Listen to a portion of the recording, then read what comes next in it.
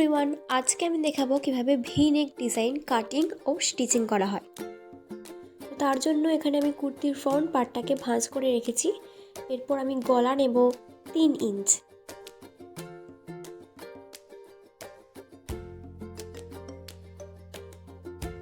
এরপর লম্বায় আমি নেব 9 ইঞ্চ। তোমরা তোমাদের মাপ অনুযায়ী নিতে পারো।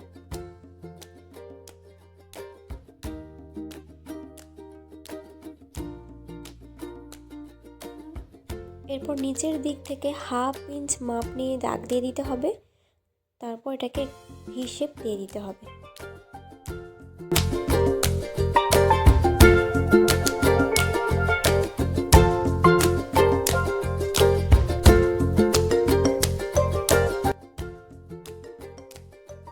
এরপর এই দাগ বরাবর কেটে নিতে হবে।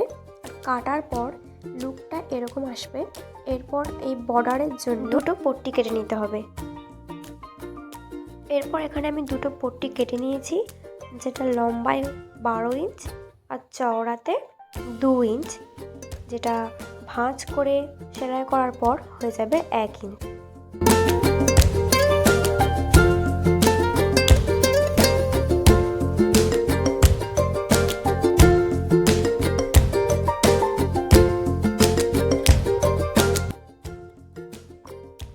সেলাই করার আগে এই নিচের দিকে 1/2 ইঞ্চ করে দাগ দিয়ে আমাদের কোণগুলোকে এঁকে নিতে হবে।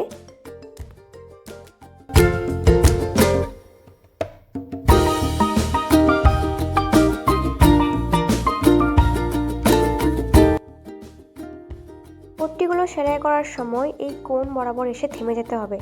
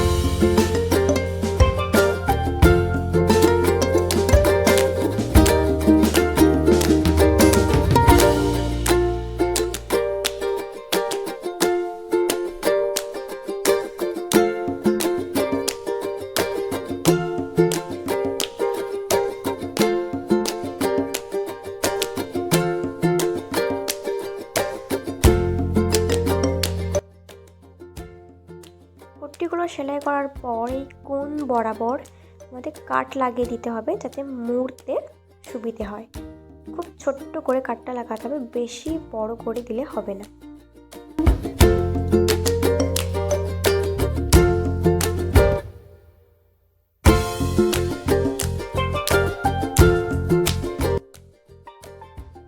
এইভাবে পট্টিগুলোকে উল্টে নেওয়ার পর ঠিক এই বর্ডারগুলো বরাবর সেলাই করে নিতে হবে।